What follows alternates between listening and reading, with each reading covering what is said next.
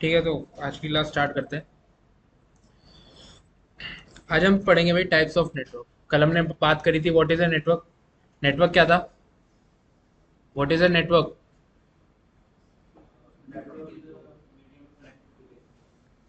Network is a connection, या फिर आप मल्टीपल नेटवर्क डिवाइसेस को कनेक्ट करते थे आपस में ताकि वो कम्युनिकेट कर सके। वो आपका वो आपका एक नेटवर्क फॉर्म करते थे। अब वो नेटवर्क्स कितने तरीके के हो सकते हैं उसकी बात करते हैं। Networks are divided on the basis of the geographical area a particular network is covering. Geographical area का क्या मतलब है? जोग्राफिकल एरिया का सिंपल सा मतलब ये होगा कि यार वो कितना डिस्टेंस कवर कर सकता है एक particular network in terms of kilometre. ठीक है, in terms of metre kilometre, मतलब ज्योग्राफिकल एरिया के हिसाब से हमने इनिशियली नेटवर्क्स को डिवाइड करा। कितने पार्ट्स में? सबसे पहला आता है हमारा पैन, पर्सनल एरिया नेटवर्क। इसके बारे में क्या है, क्या होता है, बात करेंगे। फिर आता है local area network, campus area network, metropolitan area network और वाइड एरिया नेटवर्क। ये आपके पास नेटवर्क्स हैं जो डिवाइड करे गए हैं on the basis of geographical area. Distance के बेसिस पर ही आपके नेटवर्क डिवाइड करे गए हैं। उसके बाद दो टाइप के हमारे पास नेटवर्क्स आते हैं अलग। एक है storage area network and the other is virtual private network. ये दो स्पेशल टाइप्स के नेटवर्क्स हैं। कैसे होते हैं, कब बनते हैं, ये हम बात करेंगे। ठीक है, तो सबसे पहले आते हैं पर्सनल एरिया नेटवर्क पे। ठीक है।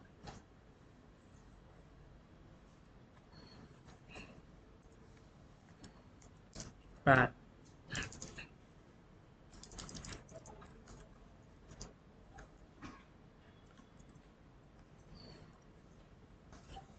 ठीक है भाई, बात करते हैं पैन की। PAN is our personal area network जिसकी रेंज कितनी है? 10 मीटर्स। 10 मीटर्स का प्राइवेट नेटवर्क है जो ऑन कौन करता है? एक इंडिविजुअल। इंडिविजुअल कोई भी बंदा हो सकता है, आप हो सकते हो, कोई भी इंडिविजुअल, मतलब नॉट एन ऑर्गेनाइजेशन या एक ग्रुप। ठीक है, कोई भी बंदा एक इंडिविजुअल ओन कर सकता है प्राइवेट नेटवर्क। मतलब आप चाहो आप भी अपना एक प्राइवेट एरिया नेटवर्क क्रिएट कर सकते हो। कर सकते हो ना? कैसे कर सकते हो? मोबाइल हॉटस्पॉट है आपके पास, सबके पास मोबाइल है, मोबाइल हॉटस्पॉट ऑन कर दो, हो गया एक नेटवर्क क्रिएट। उस पर्टिकुलर पर्सनल एरिया नेटवर्क का पार्ट कौन हो सकता है? जो आपके 10 मीटर की रेंज में बंदा होगा वही आके कनेक्ट कर सकता है। कनेक्ट करने के लिए भी उसको क्या पता होना चाहिए? पासवर्ड वगैरह पता होना चाहिए ना। मतलब आप एक अपने आसपास एक कनेक्शन क्रिएट करते हो, एक नेटवर्क क्रिएट करते हो। किसके क्या यूज करके? मोबाइल हॉटस्पॉट ऑन करके। जिसका मेंबर कौन हो सकता है? जो कितनी रेंज में हो? 10 मीटर की रेंज के अंदर हो। अगर उससे बाहर होगा तो क्या वो इस पर्सनल एरिया नेटवर्क का पार्ट कभी हो सकता है? नहीं। ठीक है। Limited number of users can be a part of personal area network. मतलब आपके अपने जो पर्सनल एरिया नेटवर्क क्रिएट करा है, इस पर्टिकुलर रेंज के अंदर लिमिटेड बंदे आ सकते हैं। आपने अगर मोबाइल हॉटस्पॉट में कभी कनेक्टेड डिवाइसेस की सेटिंग्स चेक करिए तो उसमें भी limited number of devices he allowed होते हैं। 8, 10, 12, मैक्सिमम 24। अगर एम आई का मोबाइल हो तो उसमें अनलिमिटेड दिखाता है, जो कि होता नहीं है। ठीक है, तो लिमिटेड नंबर ऑफ यूजर्स होते हैं, 12 या 15, मैक्सिमम 24 हो जाते हैं कभी कभी बस। ठीक है, तो ये था हमारा personal area network. Personal area network के बाद आता है हमारा local area network.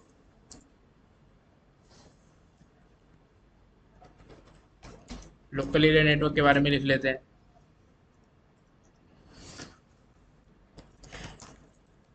Local area network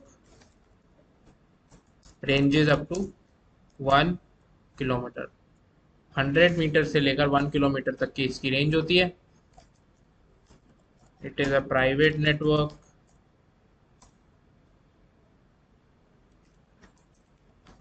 secure,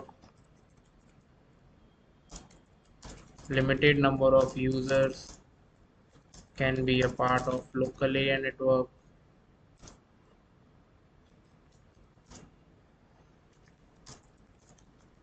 does not have any interference of any other.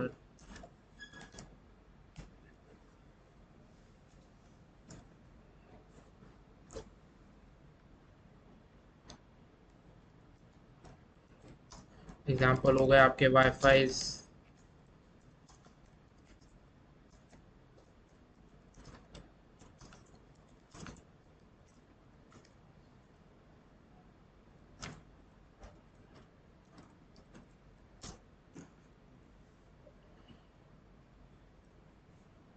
ठीक है, तो लोकल एरिया नेटवर्क की बात कर रहे हैं। लोकल एरिया नेटवर्क की रेंज कितनी है? 1 किलोमीटर। और किस टाइप का नेटवर्क है? ये भी एक प्राइवेट नेटवर्क है। ठीक है, और यहाँ पे क्या लिखा हुआ है? सिक्योर। ठीक है, प्राइवेट नेटवर्क है मतलब लिमिटेड बंदे कनेक्ट कर सकते हैं। ठीक है, मतलब जिनको आप अलाउ करते हो वही कनेक्ट करेंगे, इसलिए सिक्योर नेटवर्क हो गया। आगे यहाँ पे क्या लिखा है? Does not have any interference of any other network. Local area network की रियल डेफिनेशन आपकी यही होगी, एक ऐसा नेटवर्क जिसमें किसी दूसरे नेटवर्क की कोई इंटरफेरेंस ना हो।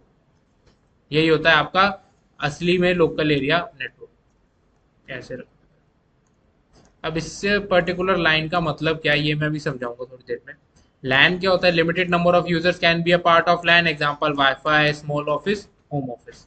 अब इस लाइन का मतलब क्या है? Does not have any interference of any other network. अगर मान लो आपने अपने घर के अंदर वाईफाई लगवाया हुआ है, ठीक है, तो वाईफाई से आपका एक लोकल एरिया नेटवर्क क्रिएट होता है। सिमिलरली आपके नेबर ने भी एक वाईफाई का नेटवर्क क्रिएट कर रखा है। क्या ऐसा होता है कि भाई आपके पर्टिकुलर जो नेटवर्क है, आपके नेबर में किसी बंदे ने उस पर्टिकुलर वाईफाई से कनेक्ट करके आपके नेटवर्क के अंदर दखल अंदाजी करी हो? ऐसा तो नहीं होता। दो पर्टिकुलर नेटवर्क्स प्रॉपरली सेपरेट होते हैं एक दूसरे की इंटरफेरेंस से, मतलब एक पर्टिकुलर लैन दूसरे लैन के अंदर इंटरफेयर नहीं कर सकता। तो इसका क्या मतलब है कि यार 1 किलोमीटर की रेंज, अगर मान लो मैंने यहाँ पे दिल्ली है मेरी एक ब्रांच है यहाँ पर अहमदाबाद में, गुजरात में कहीं पे, क्या मैं इन दोनों के बीच में लोकल एरिया नेटवर्क क्रिएट कर सकता हूँ? नहीं कर सकता। क्यों नहीं कर सकता? रेंज रेंज ज्यादा है। लोकल एरिया नेटवर्क कहाँ तक चलता है हमारा? 1 किलोमीटर तक। पर अगर मैं बोलूँ कि हाँ मैं ये कर सकता हूँ, तो फिर लोकल एरिया नेटवर्क क्रिएट करना यहाँ इनके बीच में पॉसिबल है, तो फिर क्या होगा?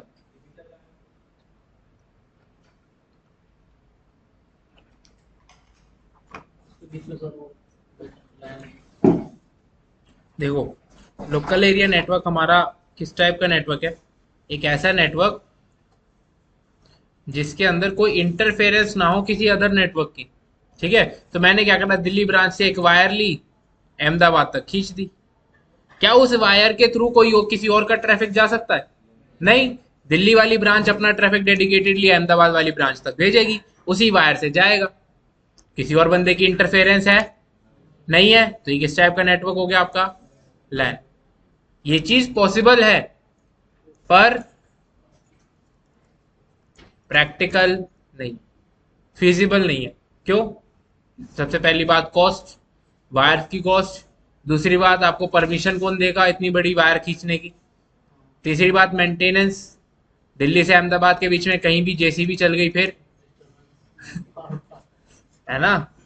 अब बीच में आप क्या बोलोगे, भैया मेरा डेटा पहुंच नहीं पा रहा, जाओ तार निकालते हुए जाओ, देखो कहाँ पे कट रही है। कहीं कोई भी प्रॉब्लम आ सकती है, मेंटेनेंस का ही पार्ट हो गया ना ये। वायर आपको मेंटेन रखना पड़ेगा, नेटवर्क मेंटेन रखना पड़ेगा। तो ये सब सरदर्दी लेने से अच्छा क्या करते हैं, हम क्रिएट करते हैं वीपीएन। कैसे क्रिएट करते हैं बाद में बात करेंगे। वीपीएन से हम इंटरनेट के थ्रू हम एक logical local area network create कर लेते हैं। ठीक है, लैन समझ आया? ओके, आगे चलते हैं। ठीक है भाई, कैंपस एरिया नेटवर्क की बात करते हैं। कैंपस एरिया नेटवर्क की रेंज कितनी है? 4 से 5 kilometre. It is usually a combination of multiple local area networks. अब मल्टीपल लोकल एरिया नेटवर्क्स का सिंपल सा क्या मतलब है? मान लो एग्जांपल से समझाता हूँ, यूनिवर्सिटी का नेटवर्क। यूनिवर्सिटी के मल्टीपल कॉलेजेस होते हैं।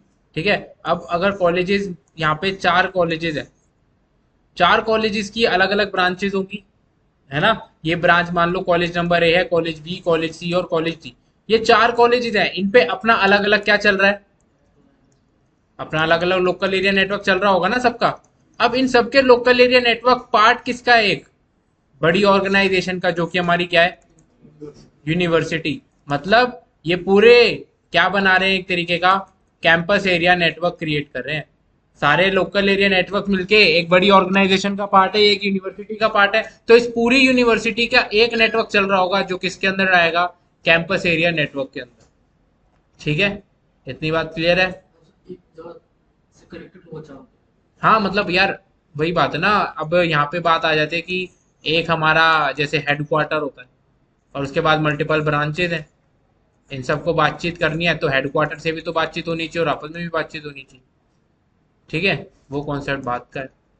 कैंपस एरिया नेटवर्क हो गया। ठीक है, कैंपस एरिया नेटवर्क के बाद बात आती है हमारी। इससे पहले जो है कभी इंटरफेस नहीं होता, इससे जो इंटरफेस हो इंटरफेयर हो सकता इंटरफेयर नहीं कर सकते। है, ऐसा नहीं हो सकता। इंटरफेयर यार, इंटरफेयर का मतलब आप ये कह रहे हो कि उसी पर्टिकुलर चीज से दो दो लोकल एरिया नेटवर्क आपस में इंटरफेयर थोड़ी कर रहे हैं। आपस में बातचीत करना इज अ डिफरेंट थिंग। यार वो तो आप कम्युनिकेट तो करते ही हो ना, आप इंटरनेट से भी तो कम्युनिकेट करते हो। इसका मतलब ये थोड़ी आप सबके नेटवर्क में दखल अंदाजी कर दो। कैंपस एरिया नेटवर्क में कह सकते हो, लिमिटेशन पर इसकी थोड़ी ज्यादा होती है लैन से, क्योंकि रेंज भी उस हिसाब से है ना, मतलब 1000, 2000, 5000 कुछ इस तरीके से लिमिटेड होती है, तो इसलिए हम कंसिडर करते हैं नहीं इसकी लिमिटेड। ठीक है, मैन पे आते हैं। Metropolitan area network ranges up to 50 kilometres.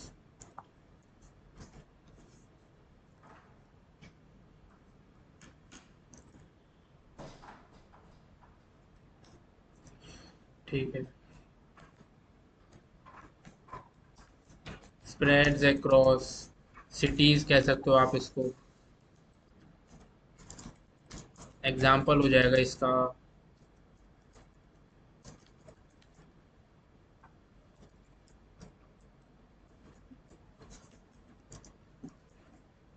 डीएमआरसीज network.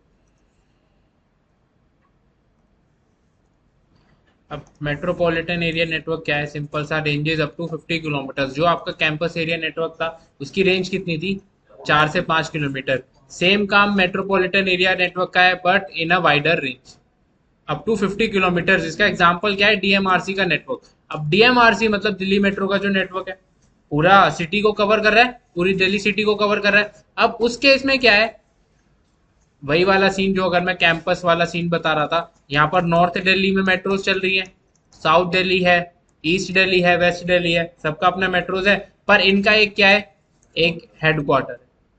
इस हेडक्वार्टर में एक बंदा बैठा हुआ है जो क्या कर सकता है, नॉर्थ दिल्ली में कोई बंदा है उससे कम्युनिकेट कर सकता है, कोई डेटा भेजना है साउथ दिल्ली तक तो साउथ दिल्ली तक भी भेज सकता है, मतलब पूरे दिल्ली में कहीं पे भी भेजना हो इनके पास पूरे दिल्ली की कवरेज है।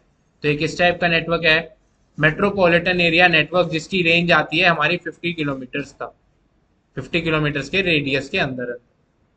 ठीक है,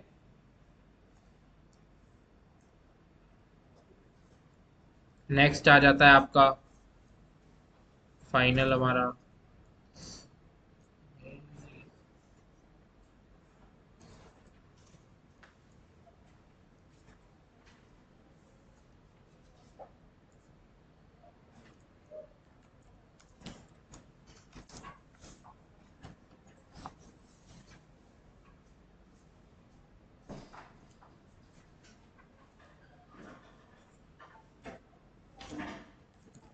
this is our wide area network. इसकी रेंज नहीं है कोई भी, वाइड एरिया नेटवर्क की आप रेंज डिटरमाइन नहीं कर सकते। इसकी रेंज अगर आप देखोगे भी तो range is across the globe. Across the globe मतलब पूरी अर्थ को कवर करना। ठीक है, आप यहाँ पे बैठे हो, आपको किसी दूसरे कंट्रीज तक जाना है, दूसरे कॉन्टिनेंट्स में बातचीत करनी है, कोई अब्रॉड किसी बंदे से बातचीत करनी है, तो आप किसके थ्रू करते हो, वाइड एरिया नेटवर्क के थ्रू। मतलब पूरे के पूरे अर्थ को, पूरे के पूरे ग्लोब को ये कवर कर रहा है। कौन सा नेटवर्क, वाइड एरिया नेटवर्क। जैसे ठीक है, कंप्यूटर जैसे वायरलेस हो जाता है, वायर्स के, one public network which is considered less secure. अब इसका क्या मतलब है? Unlimited number of users can be part of a wide area network. अब यहाँ पर एक चीज आई हमारे पास, पब्लिक नेटवर्क। पब्लिक नेटवर्क का मतलब ये है कि यार कोई भी एक्सेस कर सकता है। It is free for all, not free but आप कभी भी चाहो, जब भी चाहो पब्लिक नेटवर्क है एक्सेस कर सकते हो। कैसे? On paper use basis. कैसे? आप ये तो करते हो, इंटरनेट की कनेक्टिविटी लेते हो आप। इंटरनेट क्या है? एक वाइड एरिया नेटवर्क ही तो है। ठीक है, इंटरनेट की कनेक्टिविटी आप 100 रुपए 200 रुपए में रिचार्ज करवाते हो और आपको इंटरनेट का एक्सेस मिल जाता है। अगला पॉइंट आता है unlimited number of users can be part of a वैन। कभी आपने ऐसा तो नहीं देखा ना कि भाई आपने इंटरनेट का रिचार्ज करवाया और आपको लिखा आ रहा है कि भाई वेट, अभी जो कनेक्टेड यूजर्स थे वो फुल हो चुके हैं, जब कोई हटेगा तब आपकी बारी आएगी। ऐसा तो नहीं होता कि मतलब unlimited number of users connect कर सकते हैं जितने मर्जी चाहें। ऐसा ही होता है ना, आप जब इंटरनेट ऑन करते हो तो आपको इंटरनेट की कनेक्टिविटी मिलती है, इरेस्पेक्टिव ऑफ कि आपके साथ में कितने बंदे इंटरनेट उसी टाइम पे यूज कर रहे हैं। ठीक है, उससे आपके नेटवर्क पे फर्क नहीं पड़ता, क्योंकि ये पब्लिक नेटवर्क है, कोई भी एक्सेस कर सकता है। 100 रुपए आप दे रहे हो, 100 रुपए कोई अटैकर भी देगा, उसको भी इंटरनेट की कनेक्टिविटी प्रोवाइड हो जाएगी, उसको भी उसी तरीके से इंटरनेट कनेक्टिविटी मिल जाएगी। तो इसलिए इसको क्या कंसिडर करा जाता है? Less secure. प्लस ये वैन आपका कोई भी प्राइवेट ऑर्गेनाइजेशन ओन नहीं करती, इसलिए इसको पब्लिक नेटवर्क कहा जाता है। राउटर है नॉर्मल जो घर में लगाते हैं, बस इसके अंदर अगर ज्यादा लोग कनेक्ट हो जाते हैं तो वो स्लो हो जाती है। बट इसके अंदर जब हम पब्लिक बहुत सारे लोग कनेक्ट होते हैं तो स्पीड वो लेस ही नहीं होती। क्योंकि यार आपने जो स्पीड कनेक्ट करी हुई है, आप जो वाईफाई की डेडिकेटेड लाइन लेते हो, वो आप डेडिके हम लिमिटेड स्पीड की लाइन ले लो। जैसे कि 100 Mbps का आपने अगर मान लो वाईफाई का कनेक्शन लिया हुआ है, इसी के लिए पे करा है ना। तो जो मैंने कल बताया था एक्सेस पॉइंट्स लगे होते हैं, एक्सेस पॉइंट्स आगे जाके जुड़े होते हैं बड़े स्विच से, तो वो क्या करते हैं? लिमिटेशन लगा देते हैं। लिमिटेशन क्या लगाते हैं कि भाई इस पर्टिकुलर लिंक पे कितनी स्पीड भेजनी है? 100 Mbps। ठीक है, अब आपने कल को मान लो आपने फोन करा कि भाई मुझे तो अपना पैकेज अपग्रेड कराना है, तो वो क्या बोलते हैं? हम आके आपके घर में दूसरा राउटर लगा रहे हैं, दूसरी वायर लगा रहे हैं। ऐसा तो नहीं होता ना। ठीक है सर, आप वेट करो, आधे घंटे में आपका पैकेज अपडेट हो जाएगा। क्यों? उनको बस एक कमांड ही तो चलानी है, इस 100 की जगह 1000 कर देना, और 1000 Mbps की स्पीड आने लगेगी, क्योंकि स्पीड तो सब पे आ रही है, वो रिस्ट्रिक्ट करके रखते हैं। प्लस आपने यहाँ पर डेडिकेटेड Mbps ले रखी है 100, और यहाँ पर अगर दो यूजर्स यूज कर रहे हैं तो ऑब्वियस सी बात है 50-50 में डिवाइड होगा, क्योंकि लिमिटेड है ना, क्योंकि आपने वो पैक प्लान खरीद रखा है। पर अगर आप वही चीज एक टावर से कनेक्ट कर रहे हो, टावर में तो वायरलेस कनेक्टिविटी सबके लिए है ना, टावर में कोई ऐसी रिस्ट्रिक्शन नहीं है, टावर में जितनी स्पीड आ रही है वो सब में बट रही है। उसमें ज्यादा ठीक है, ओवरलोड होता है तो स्लो हो जाता है। बिल्कुल। जब ज्यादा ओवरलोड हो जाता है तब आपका नेटवर्क बिजी आ जाता है, कभी कभी इंटरनेट चल नहीं रहा होता, स्लो चल रहा होता है, तो प्रॉब्लम तो उसमें भी आती है। ठीक है, बट ये कभी लिखा नहीं आता कि भाई हम इंटरनेट यूजर्स की कैपेसिटी फुल हो गई है तो आपको इंटरनेट का एक्सेस नहीं मिल रहा। स्लो हो जाता है पर चलना बंद नहीं होता। ठीक है, क्योंकि यार स्लो होने का भी तो रीजन वही है ना, जो मैंने अभी यहाँ पे रीजन दिया। मान लो ये टावर है, टावर से जो वायर कनेक्ट हो रही होगी ये भी तो कुछ लिमिटेड बैंडविड्थ ही सपोर्ट कर रही होगी। मान लो 10 Tbps की है ये वायर है, तो मतलब इसमें डेटा कितने का जा सकता है? 10 TB का ही तो जा सकता है। अगर 12 TB का डेटा आ गया एक में, तो ऑब्वियस सी बात है थोड़ा डेटा स्लो होगा ही होगा, है ना। ये जो आगे वायर जा रही है ये भी तो लिमिटेड कैपेसिटी के साथ ही जा रही है, तो जितनी कैपेसिटी है उस हिसाब से चीजें डिवाइड होती रहेंगी जितने यूजर्स कनेक्ट होंगे।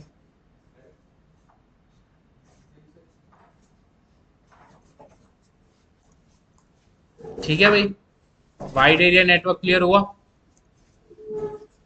ठीक है, एक और चीज बताता हूँ। वाइड एरिया नेटवर्क की हम बात कर ही रहे हैं, तो अब मान लो एक कंपनी की ब्रांच है, एक यहाँ ब्रांच है, यहाँ ब्रांच है।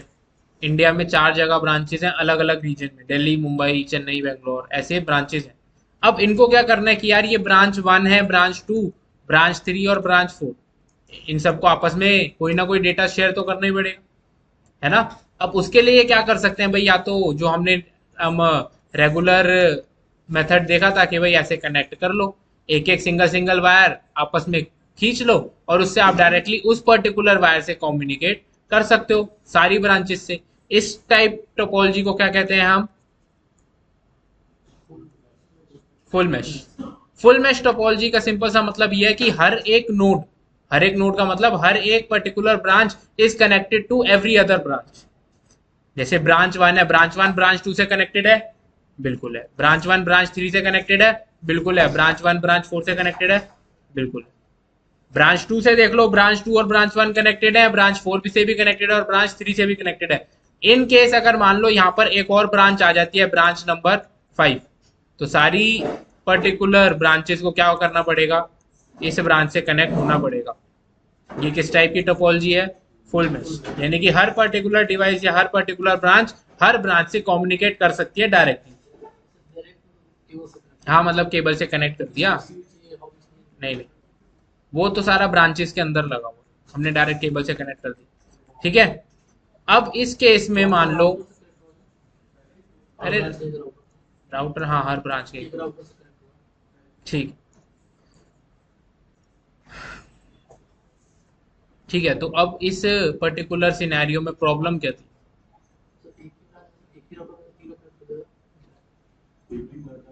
केबल्स ज्यादा है, कॉस्ट ज्यादा है, वही बात है, मेंटेनेंस आ गई, कॉस्ट आ गई, फिजिबिलिटी आ गई, ये सारी चीजें हो गई। प्लस सबसे पहली बात है परमिशन, परमिशन के बाद पैसे।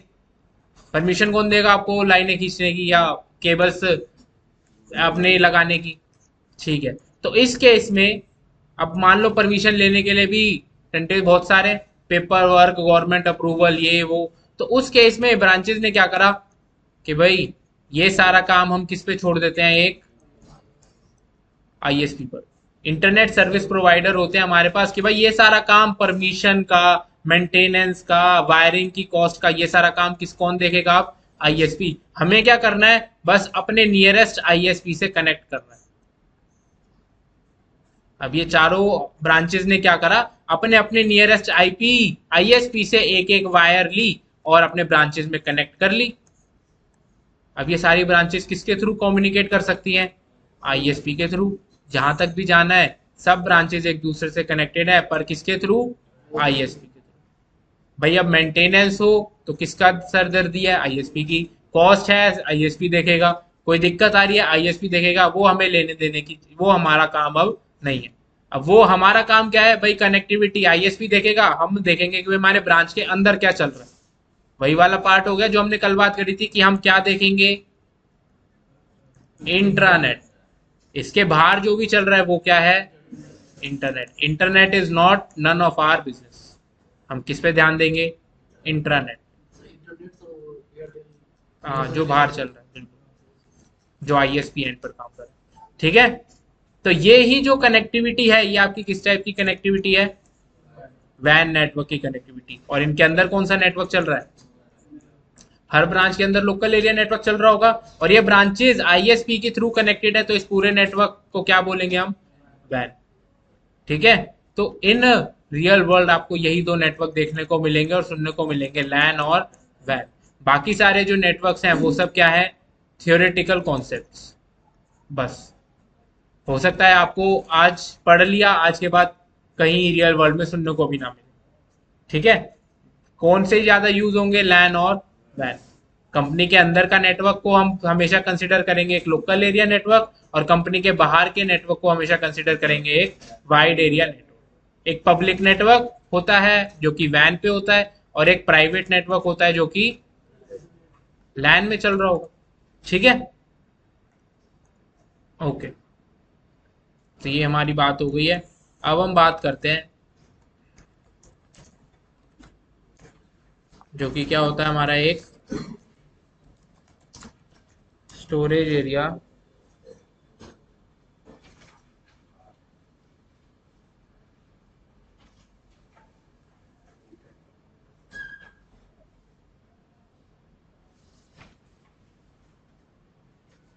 नहीं चल सकता था। कोई फायदा नहीं है भाई, लोकल एरिया नेटवर्क ही मांगते हैं उसको।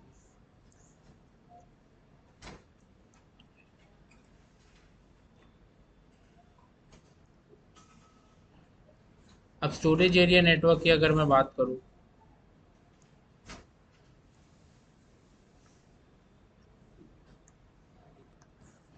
ठीक है भाई, ये हमारा हो गया एक राउटर या आईएसपी, ये हमारा पीसी हो गया, या फिर आप ऐसे कह सकते हो ये हमारा कोई भी क्या है, एक यूजर। ये है हमारा एक स्विच। ये है server one, server two and server three, जिस पे हम कोई भी पर्टिकुलर स्टोरेज कर सकते हैं। सर्वर्स पे ही होता है हमारा डेटा स्टोर सारा का सारा। तो अगर मान लो राउटर के किसी भी तरफ या आईएसपी के किसी भी तरफ कोई ऐसा नेटवर्क है जो सिर्फ किस लिए यूज हो रहा है, फॉर स्टोरेज पर्पसेज, या फिर कोई ऐसा सर्वर्स का नेटवर्क है कि भाई उस वहां पर सिर्फ सर्वर्स ही है, वहां पे और कोई पर्टिकुलर ऐसा यूजर नहीं है, ये सारा ये केस कहाँ पे बनता है हमारा, डेटा सेंटर्स में। डेटा सेंटर्स में सिर्फ सर्वर्स ही होते हैं, वहां पे कोई यूजर थोड़ी होगा। यूजर तो कहाँ बैठा होगा, इंटरनेट पर कहीं दूसरी जगह पे, जो कि हमें पता नहीं है, रिमोट लोकेशन होगी कोई भी, वो कहीं से भी आएगा और इन सर्वर्स को एक्सेस करेगा। करेगा ना, यही तो होता है जब आप गूगल ड्राइव वगैरह एक्सेस करते हो। तो ये पर्टिकुलर डेटा सेंटर्स में या जो पर्टिकुलर सर्वर्स का नेटवर्क होता है, ये आपका किस टाइप का नेटवर्क होता है, स्टोरेज एरिया नेटवर्क। ये आपका स्टोरेज एरिया नेटवर्क,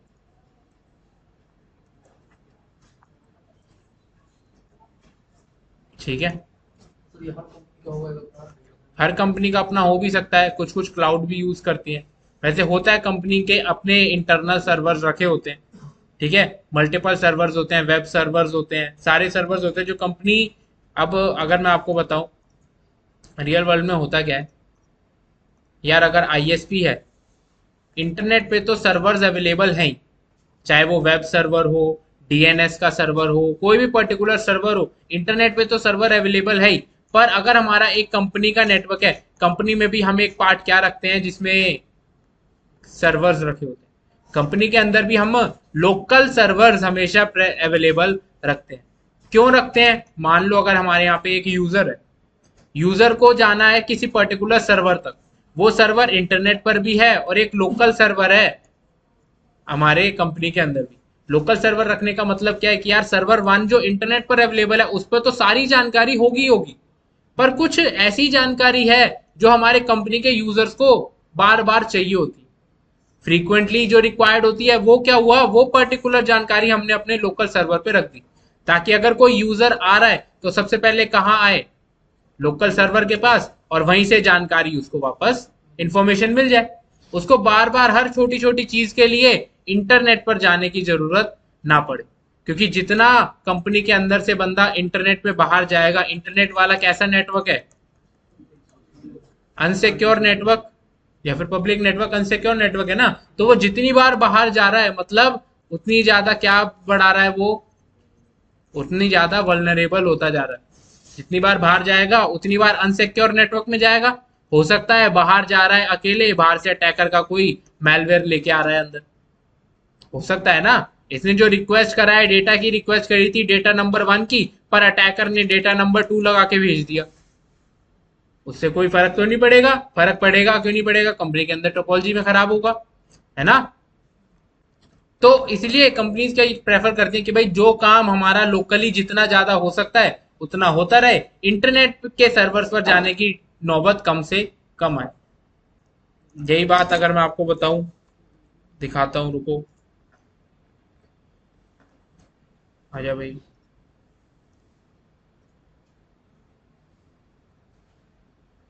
हम्म, इसमें तो नहीं आ रहा, केबल में शायद आ जाए, इसमें दिख नहीं रहा यार। मैं क्या दिखाने की कोशिश कर रहा था, जब भी आप रियल वर्ल्ड में भी असाइन करते हो तो रियल वर्ल्ड में एक हमारे पास चीज होती है डीएनएस। डीएनएस की जब भी आप आईपी असाइन करते हो तो डीएनएस की आईपी सबसे पहली क्या होती है, हमारे पास दो ऑप्शंस होते हैं डीएनएस की आईपी। तो उसमें जो फर्स्ट प्रेफरेंस होती है, फर्स्ट प्रेफरेंस किसकी होती है हमेशा, लोकल सर्वर की। और सेकंड प्रेफरेंस पे कौन रखा जाता है? जो इंटरनेट पर सर्वर, आईएसपी एंड पर जो सर्वर रखा हुआ है। ऐसा क्यों? क्योंकि यार जब भी कोई पहली रिक्वेस्ट आएगी वो कहीं अपने लोकल ही रिजॉल्व हो जाए, डीएनएस की रिक्वेस्ट, जो भी हमारे डीएनएस की क्वेरी होगी वो लोकली ही सॉल्व हो जाए। और अगर लोकली अवेलेबल नहीं है कोई, ऐसा भी तो डेटा हो सकता है। क्यों? क्योंकि लोकली हमने लिमिटेड डेटा रखा हुआ है ना, सारा डेटा तो नहीं होगा। अगर कोई ऐसा डेटा है जो लोकली नहीं होता, तो उस टाइम पे वो सेकंड प्रेफरेंस यानी इंटरनेट पर डेटा सेंड कर दे। ठीक है, तो ये आपका स्टोरेज एरिया नेटवर्क हो गया। ये कंपनी का अपना प्राइवेट भी हो सकता है, लोकल भी हो सकता है, जिसमें मल्टीपल सर्वर्स रखे हुए हैं, या फिर इंटरनेट पर जो असाइंड सर्वर्स हैं वो भी इसी तरीके की टोपोलॉजी यूज करते हैं। बस क्या होता है, इस राउटर से पहले क्या लगा होता है? एक फायरवॉल फॉर देयर डिफेंस। ठीक है, स्टोरेज एरिया नेटवर्क हो गया। बात करते हैं वीपीएन की। वीपीएन का थोड़ा सा ओवरव्यू दे देता हूं मैं।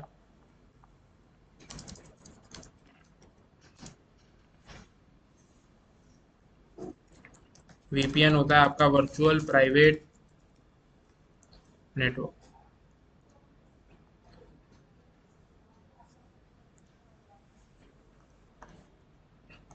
ठीक है, अब वीपीएन क्या होता है? वीपीएन आप, अब यहाँ पे एक पीसी है, मतलब यहाँ पर मान लो ये जो पर्टिकुलर नेटवर्क है इसके आगे के डिवाइसेस नहीं लगा रहा मैं, वो आप अज्यूम कर लो। इसके आगे क्या लगा हुआ होगा? एक स्विच, उसके बाद एक राउटर, उसके बाद एक फायरवॉल। ठीक है, जो बेसिक टोपोलॉजी हमने कल बनाई थी उसी हिसाब से ये सब लगा हुआ होगा, और सेम इस तरफ भी। ठीक है, ये जो टोपोलॉजी है ये आप ऐसा समझो कि ये जो बनाई है मैंने, ये हमारे पास दो ब्रांचेज हैं, कंपनी की दो ब्रांचेज हैं जिसके दो पीसीज लगे हुए हैं। ठीक है, एक है पीसी वन और एक है PC two. PC one is in branch one, PC two is in branch to.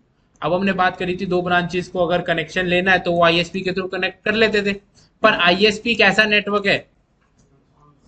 Unsecure. आप जैसे आईएसपी की का कनेक्शन ले रहे हो, वैसे कोई अटैकर भी तो कनेक्ट हो सकता है। आप कोई भी डेटा अगर यहाँ से कंपनी का शेयर कर रहे हो सकता है वो अटैकर भी रिसीव कर रहा हो। आपको कैसे पता?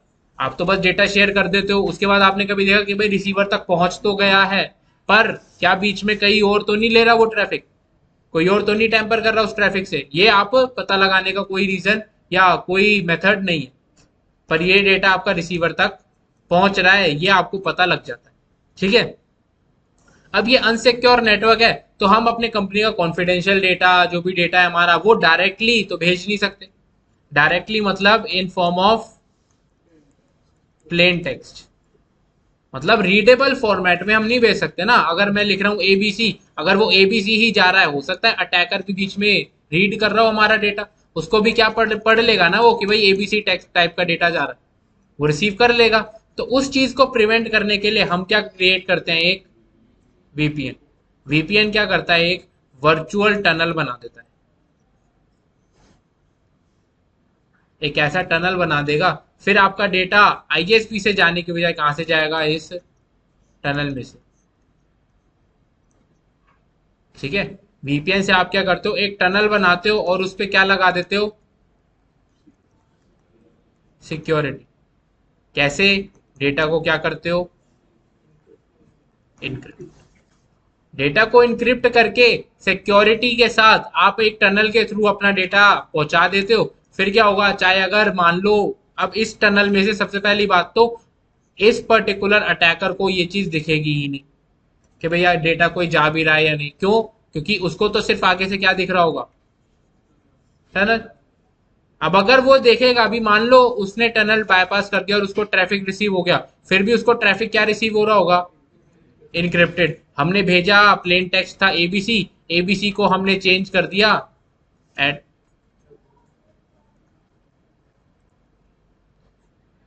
इस चीज को डिकोड कर कौन कर सकता है? सिर्फ पीसी टू। डिक्रिप्ट तो सिर्फ पीसी टू कर सकता है ना। अगर अटैकर को ये मिल भी गया, पढ़ ले भाई, उससे कोई फर्क पड़ेगा नहीं। ठीक है, इस हिसाब से वीपीएन आप यूज करते हो। आइए यार, हम प्रैक्टिकल या फिजिकली तो आईएसपी से ही कनेक्ट रहता है। ये जो हम टनल बना रहे हैं ये एक वर्चुअल टनल बनाता है जो इनक्रिप्ट करता है आपकी चीजें। ठीक है।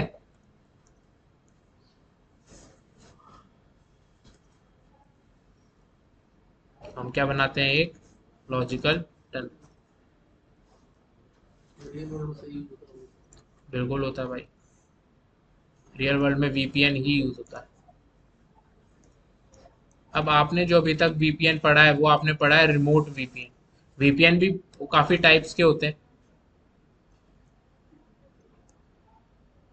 हम्म, ठीक है। अब आपने जो वीपीएन अभी तक पढ़ा होगा वो रिमोट वीपीएन पढ़ा होगा। ये जो मैंने बात करी है किस टाइप का वीपीएन था? Site to site VPN. Site to site मतलब हमारे पास एक ब्रांच थी और दूसरी ब्रांच थी, उनके बीच में हम कम्युनिकेट करा रहे थे। साइड टू साइड वीपीएन बना रहे थे। और आपने जो अभी तक यूज करा होगा वीपीएन वो कौन सा है? Remote VPN. मतलब इसमें अब ये रिमोट वीपीएन क्या होता है? ये हमारे पास मान लो क्या है, एक वीपीएन का सर्वर किससे कनेक्टेड है? इंटरनेट से। और यहाँ पर भी कनेक्टेड है दूसरी तरफ इंटरनेट से, जहां पर हमारे पास एक्चुअल क्या लगा हुआ है, एक सर्वर। अब यहाँ पर क्या होगा, एक यूजर आएगा। चलो पहले अटेंडेंस ले लेते हैं सर। Okay sir. हाँ तो रिमोट वीपीएन की बात कर लेते हैं हम।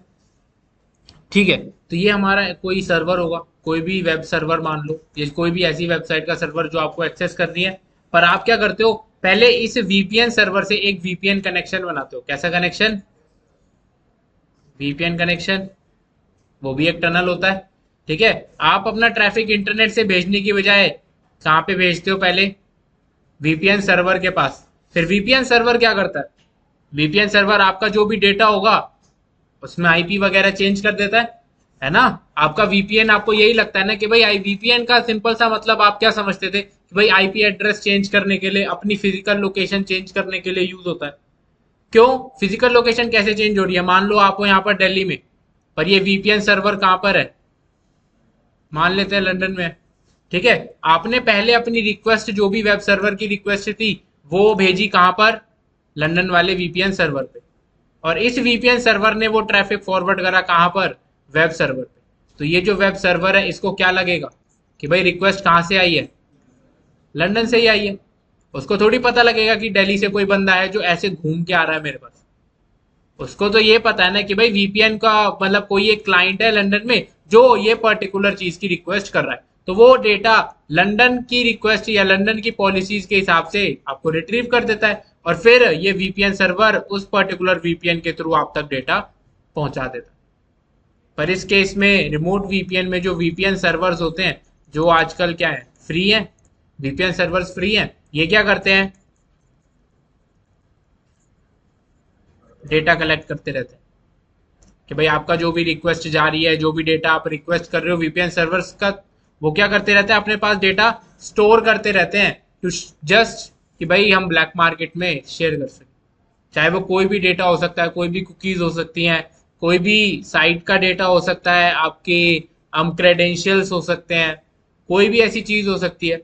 हो सकता है मान लो आपका वेब सर्वर चल नहीं रहा, क्यों? क्योंकि आप दिल्ली से एक्सेस कर रहे हो। आपने क्या करा, आपने वीपीएन सर्वर से कनेक्ट करा और फिर आपने बैंक का सर्वर एक्सेस करने की कोशिश करी। अब आपने बैंक का सर्वर एक्सेस करने की कोशिश करी तो उसमें आप अपने क्रेडेंशियल्स डालोगे। इस सर्वर का जो वेब सर्वर था बैंक का, वो बिजी था किसके लिए? नेटिव्स के लिए। पर अगर इंटरनेशनली कोई रिक्वेस्ट आ रही है तो उसके लिए तो उसको हैंडल करना पड़ेगा। तो इंटरनेशनली रिक्वेस्ट आएगी तो आप अपने क्रेडेंशियल्स डालोगे। क्रेडेंशियल्स डालोगे तो वो इस ये वीपीएन सर्वर अपने पास भी तो क्या कर सकता है? स्टोर कर सकता है ना, फिर वो आगे शेयर कर दे। ठीक है। रिमोट वीपीएन जो हम एथिकली यूज करते हैं वो हम यूज करते हैं कॉरपोरेट में, जिससे हम कहते हैं वर्क फ्रॉम होम। अब वर्क फ्रॉम होम में रिमोट वीपीएन का मैं असली यूज बताऊं होता क्या है। अभी तो मैंने ये बताया कि आप जो यूज करते हो वो कैसे काम करता है। असली में रिमोट वीपीएन का यूज क्या होता है, ये जो हमारा वीपीएन का सर्वर होता है ये कनेक्ट है इंटरनेट से, और यहाँ पर मान लो आप हो। एक एम्प्लॉय। और ये एक कंपनी का इंटरनल नेटवर्क है यहाँ पर, ये कंपनी का इनसाइड नेटवर्क है। आप इंटरनेट पर कहीं पर भी अवेलेबल हो सकते हो रिमोटली, लोकेशन फिक्स नहीं है, ठीक है। तो यहां पर क्या होगा यार, इस बंदे ने रिक्वेस्ट करी, इस वीपीएन सर्वर से एक टनल बना लिया। अब इस वीपीएन सर्वर से जब एक टनल बना लिया तो ये क्या करता है, अगर ये डायरेक्टली इंटरनेट से जाता तो वीपीएन यहां पर इसको क्या कर देता, ब्लॉक, कि भाई आप कौन हो। पर क्योंकि इसने वीपीएन सर्वर के साथ एक वीपीएन कनेक्शन बनाया हुआ है जिसको हम रिमोट वीपीएन कहते हैं, तो अब क्या जा रहा है, इसका डेटा टनल के थ्रू जा रहा है सीधा कंपनी के इंटरनल नेटवर्क्स में। अब कंपनी के अंदर जो सर्वर्स लगे हुए हैं यार, अगर वर्क फ्रॉम होम वाला कोई बंदा होगा, वो क्या करता है, वो कंपनी के इंटरनल सर्वर्स ही तो एक्सेस कर रहा होता है। मान लो अगर कंपनी के अंदर कोई बंदा आएगा, उसका एक डेस्कटॉप का सिस्टम लगा हुआ है, वो आएगा, बैठेगा, काम करेगा, सिस्टम्स को एक्सेस करेगा, सर्वर्स को एक्सेस करेगा और अपना घर चला जाएगा, कोई इशू नहीं है। पर अगर वो बंदा बाहर है और उसको रिमोटली काम करना है, उस केस में उसको क्या करना पड़ेगा, रिमोट वीपीएन यूज करना पड़ेगा, उसको एक वीपीएन कनेक्शन बनाना पड़ेगा वीपीएन सर्वर के साथ, फिर वो एक्सेस करेगा वीपीएन के थ्रू इन सर्वर्स। तो वीपीएन सर्वर तो हर कंपनी होता है क्या? क्या? वीपीएन सर्वर सब हर कंपनी का अपना होता है, हाँ, बनाते हैं सब। सब अपना अपना ठीक है। इंटरनेट की तरह नहीं होता। नहीं, बिल्कुल क्रेडेंशियल्स देते हैं तभी तो यार, ऑथोराइज तो करना पड़ेगा ना बंदे को, ऑथेंटिकेट और ऑथोराइज तो करना पड़ेगा। ऑथेंटिकेट मतलब कौन है, ऑथोराइज मतलब क्या कर सकता है। अब मान लो यहाँ पर कोई लो, मतलब नया कोई फ्रेशर ज्वाइन है, तो उसके लिए हमें लिमिटेशंस लगानी पड़ेगी ना, कि भाई ये एक इसी सर्वर को एक्सेस कर सकता है, बड़े वाले सर्वर्स को एक्सेस नहीं कर सकता। उसकी लिमिटेशंस कहाँ लगती हैं, उसकी आईडी में, ठीक है। आईडी के हिसाब से आपको लिमिटेशन असाइन करी जाती है, क्रेडिट ऑथराइजेशन दी जाती है कि भाई आप ये बंदे हो और आप क्या क्या कर सकते हो, ठीक है। यहाँ जो टर्नर बना है, उसको भी इंक्रिप्टेड होता है। बिल्कुल, टनल का काम ही मेन ये है कि डेटा को आपको प्लेन टेक्स्ट से इनक्रिप्ट करके आगे फॉरवर्ड करना।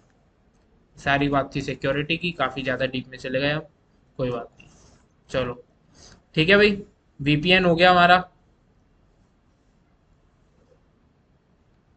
ठीक है। का simple one two one communication का सिंपल सा मतलब क्या है।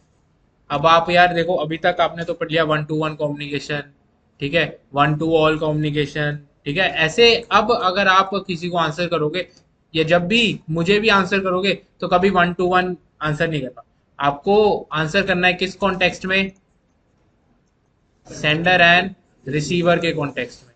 क्योंकि जब भी हम डेटा की कम्युनिकेशन की बात करते हैं तो उस केस में हमारा एक होता है सेंडर और हमारे पास हमेशा क्या होगा, एक रिसीवर। हमारे पास हमेशा दो पार्टीज इन्वॉल्व रहेंगी कम्युनिकेशन के अंदर, सेंडर एंड रिसीवर। तो यूनिकास्ट टाइप ऑफ कम्युनिकेशन के अंदर अगर मैं बात करूं सेंडर और रिसीवर की, तो कितने सेंडर और कितने रिसीवर होंगे, one sender and one receiver, simple है, ठीक है। एग्जाम्पल क्या होगा इसका, आपकी one two one phone calls हो गई, ठीक है। टेक्स्ट मैसेजेस हो गए जो आप प्राइवेट चैट्स करते हो, टेक्स्ट मैसेजेस, प्राइवेट चैट्स,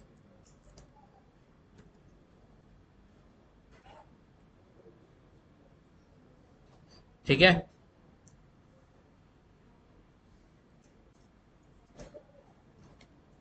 आगे बात करते हैं मल्टीकास्ट की। या मल्टीकास्ट से पहले मैं पूछना चाहता हूँ कि भाई आप सबको पता है ब्रॉडकास्ट क्या होता है, क्या होता है broadcast, one sender and all receivers, ठीक है। तो एग्जाम्पल क्या होगा ब्रॉडकास्ट टाइप ऑफ कम्युनिकेशन का, टीवी, रेडियो और, इस क्लास में आपने तो सब अच्छा तुम चुप रहो, तुमने पढ़ रहा था, टीवी, रेडियो, ठीक है। और अगर मैं बोलूं कि भाई वो ब्रॉडकास्ट होते ही नहीं है, फिर your whole life was a lie. TV, radio मतलब रियल वर्ल्ड में हम कुछ भी ब्रॉडकास्ट यूज ही नहीं करते, ब्रॉडकास्टिंग होती ही नहीं है रियल वर्ल्ड में, नहीं होती। वही है, सबको सब कुछ नहीं बता सकते तो एक कॉमन टर्म लगा रखी है ब्रॉडकास्ट। वही है ना, अब सबको समझाने थोड़ी बैठेंगे कि मल्टीकास्ट क्या होता है। रियल वर्ल्ड में क्या यूज होता है? मल्टीकास्ट। हर जगह जो भी चीज आप ब्रॉडकास्ट समझ रहे हो वो क्या है? मल्टीकास्टिंग।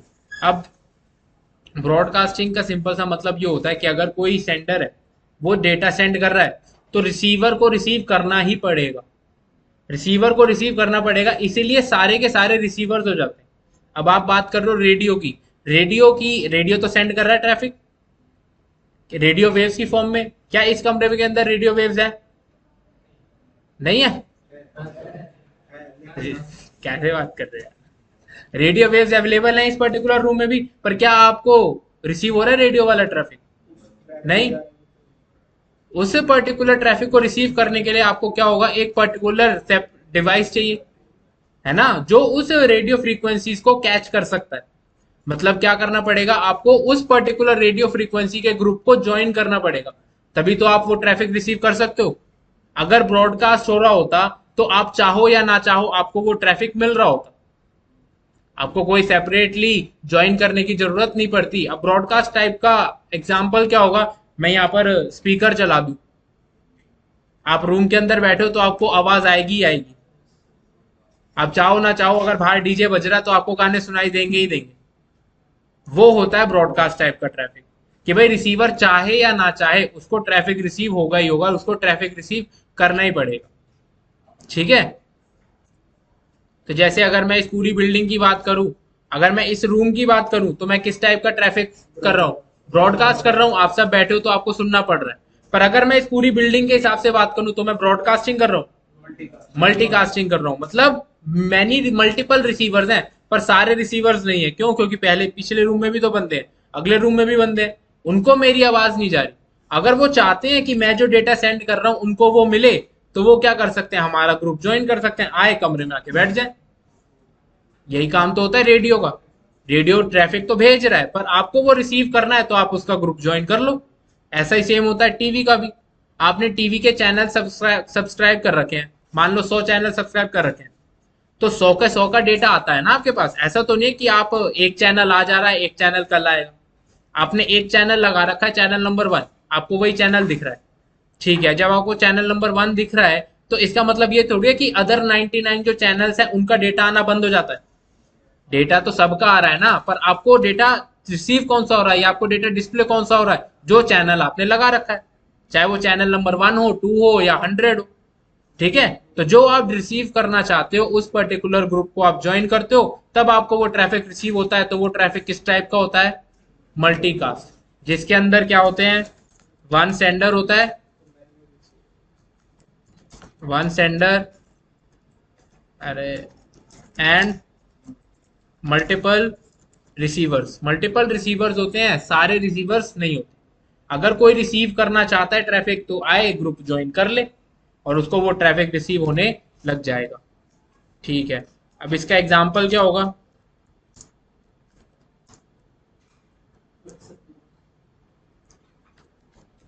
रेडियोज, टीवीज, एटसेट्रा, जो भी आपके काम होते हैं वो सारे कौन से होते हैं?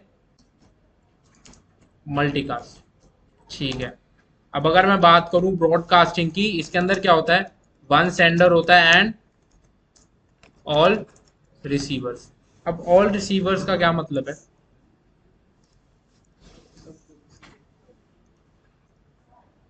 सबको रिसीव होगा ही होगा, चाहे कोई रिसीव करना चाहे या ना चाहे, सबको रिसीव करना पड़ेगा। प्लस यहां पर एक पॉइंट और आता है कि ब्रॉडकास्टिंग जो है,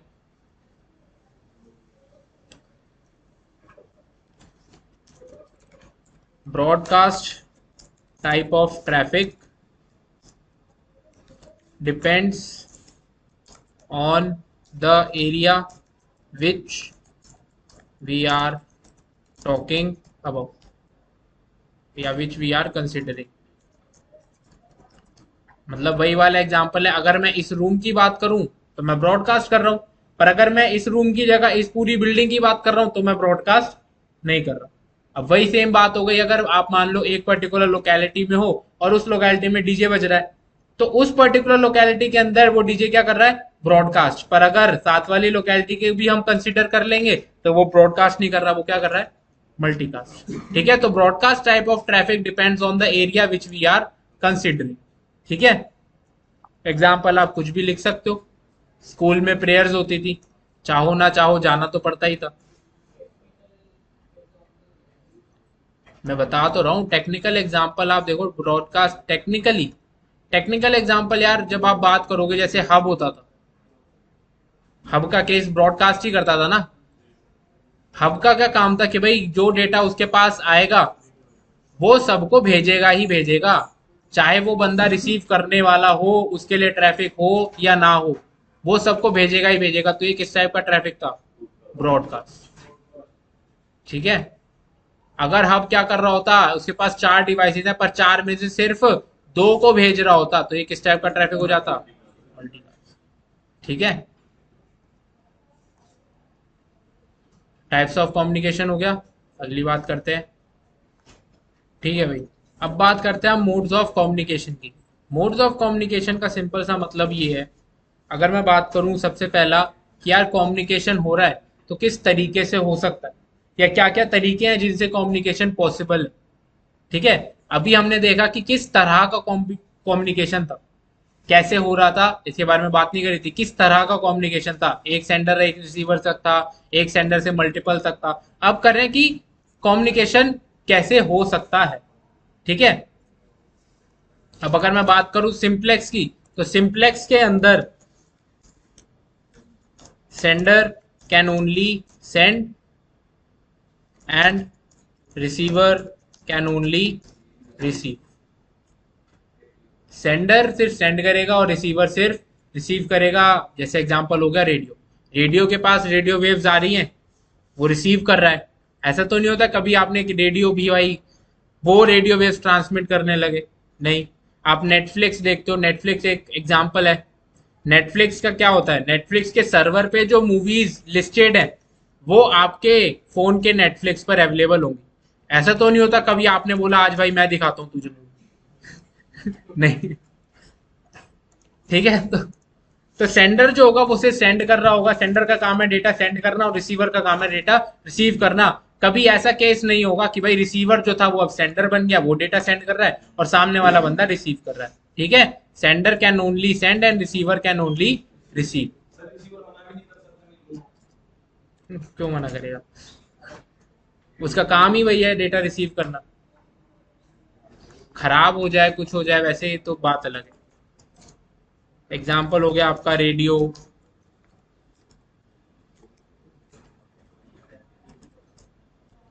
अब रेडियो चलना ही बंद हो जाए तो बात अलग है ना।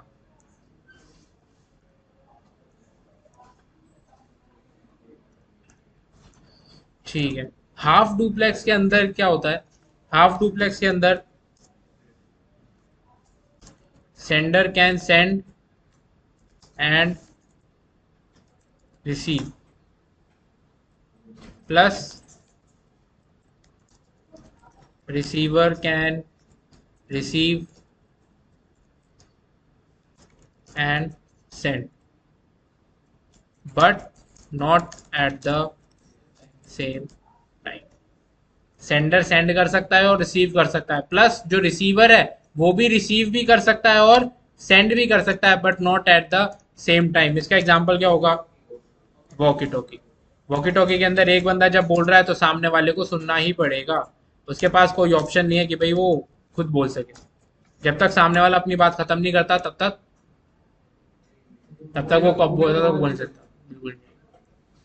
ठीक है, अब अगर मैं बात करूं फुल डुप्लेक्स की, फुल डुप्लेक्स के अंदर both can send and receive at the same time. इसका एग्जांपल क्या होगा,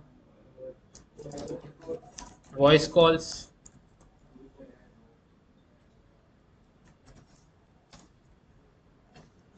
वो बात अलग है अगर आप किसी लड़की से बात कर रहे हो और वो बोलने ना दे। ठीक, होता यही है वैसे। ठीक है, फुल डुप्लेक्स के अंदर दोनों सेंड कर सकते हैं रिसीव कर सकते हैं at the same time. Example क्या है इसका, prime voice calls, video calls, WhatsApp chats. ठीक है, जो भी सारा ट्रैफिक है आजकल कहाँ किस में ट्रांसमिट होता है, फुल डुप्लेक्स के अंदर। ठीक। आईपी एड्रेस और मैक एड्रेस में बेसिक डिफरेंस सबसे पहला क्या है? आईपी एड्रेस कौन असाइन करता है? आईना, इंटरनेट असाइंड नंबर अथॉरिटी। ये एक ऑर्गेनाइजेशन है जो पूरे वर्ल्ड में आईपी एड्रेस की एलोकेशन का ध्यान रखती है। ठीक है। मैक एड्रेसेस कौन असाइन करता है? I triple E, institute of electrical and electronics engineering. अब आईपी एड्रेस कितने बिट का एड्रेस है? 32 बिट। बिट्स क्या होती हैं वो हम कल बात करेंगे। MAC address is a 48 bit address. IP address को रिप्रेजेंट हम किस फॉर्मेट में करते हैं? डॉटेड डेसिमल फॉर्मेट में। कौन कौन से फॉर्मेट्स होते हैं ये भी हम कल बात करेंगे in detail. It is represented in hexadecimal form. IP address assign कौन करता है? एडमिन ऑन फिजिकल पोर्ट्स और इंटरफेसेस। मतलब जो आपके इंटरफेसेस होते हैं, चाहे आपका लैपटॉप का इंटरफेस हो, वाईफाई का पोर्ट हो, वाईफाई का इंटरफेस हो, राउटर्स के इंटरफेसेस हो, उन पे एडमिन असाइन करता है आईपी एड्रेस मैनुअली अपने हिसाब से। और मैक एड्रेसेस कहाँ होते हैं? एनआईसी कार्ड्स में, नेटवर्क इंटरफेस कार्ड्स के अंदर। ठीक है। एम्बेडेड होते हैं नेटवर्क इंटरफेस कार्ड के अंदर। मतलब ये कैसा एड्रेस है? फिजिकल या फिर परमानेंट। क्यों? क्योंकि आपके लैपटॉप के अंदर जो एनआईसी कार्ड लगे हुए हैं वो फिक्स है, उन पे जो मैक एड्रेस है वो फिक्स है। ठीक है। और इससे फिक्स रखने से मतलब भी क्या है कि यार आप उसको चेंज नहीं कर सकते। आपको अगर चाहते हो कि आपका मैक एड्रेस चेंज करना है तो आपको पूरा का पूरा एनआईसी कार्ड चेंज करना पड़ेगा। आपको एनआईसी कार्ड हटा के दूसरा एनआईसी कार्ड ही लगाना पड़ेगा, तभी आपका मैक एड्रेस चेंज हो सकता है, और कोई तरीका नहीं। ठीक है। एक और पॉइंट यहाँ पे आप ऐड कर सकते हो। मैक एड्रेस जो होता है वो होता है ग्लोबली यूनिक। पूरे ग्लोब में अक्रॉस द अर्थ आपके लैपटॉप पे या आपके डिवाइस पे जो मैक एड्रेस होगा वो और किसी डिवाइस पे अवेलेबल नहीं होगा। IP addresses are not globally unique, they can be same. ठीक है। यहाँ पे लिख ही देते हैं।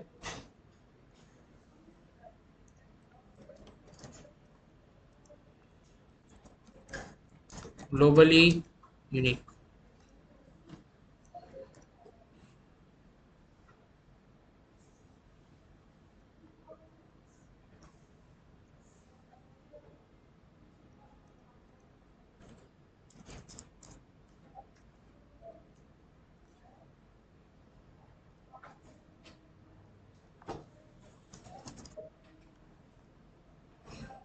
ठीक है। अब आईपी एड्रेस आपका दिखता कुछ इस तरीके से है। ठीक है। जो आपके इंटरफेसेस पर असाइंड होता है। और मैक एड्रेस आपको या तो इस तरीके का दिखेगा या फिर ऐसे। इन दोनों में फर्क क्या है? बस सेपरेशन का फर्क है।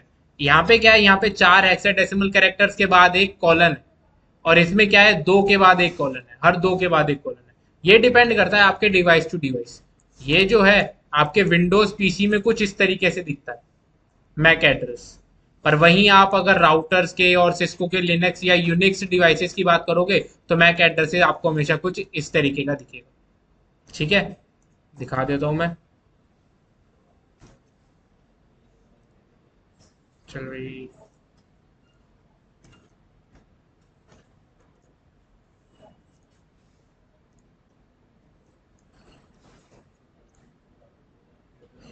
IPv4 एड्रेस दिख रहा है? ये रहा आईपी एड्रेस 192.168.80.39। ये आपको एक फिजिकल एड्रेस दिख रहा है 50C2E8 4CD741। ये किसका एड्रेस है? मेरे वाईफाई के इस पर्टिकुलर पोर्ट का एड्रेस है। अगर मैं यहाँ पर किसी और पोर्ट का एड्रेस देखूंगा, मैंने यहाँ पे कि कोई और पोर्ट का एड्रेस देखा? बिल्कुल कर रहा हूँ भाई। यहाँ पर अगर मैं दूसरे का फिजिकल एड्रेस देख रहा हूँ तो यहाँ पे एड्रेस अलग है। ठीक है। आईपी एड्रेस भी अलग है। आईपी एड्रेस क्या है? ये आईपी एड्रेस मैनुअली मैंने सेट करा हुआ। ठीक है। आईपी एड्रेस मैं चाहूं तो इस पर चेंज भी कर सकता हूं। आप अपने चाहो तो विंडोज पर भी जाके आईपी एड्रेस मैनुअली चेंज कर सकते हो। पर मैक एड्रेस आप चेंज नहीं कर सकते। क्यों नहीं कर सकते? क्योंकि वो एम्बेडेड होता है एनआईसी कार्ड्स के अंदर।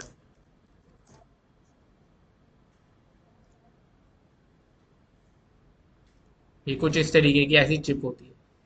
मैं बताता हूँ यहाँ पे ये वाला रहेगा, सही रहेगा। ठीक है।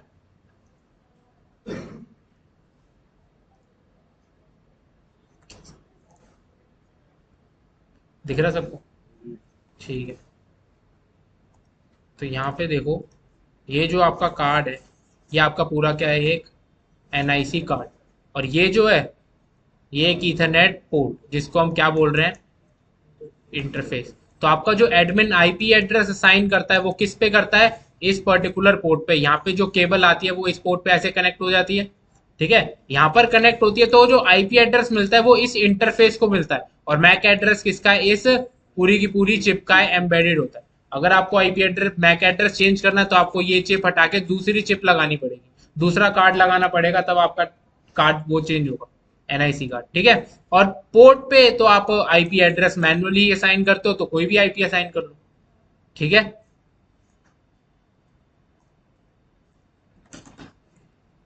ठीक है, तो आज के लिए इतना रखते हैं, बाकी बात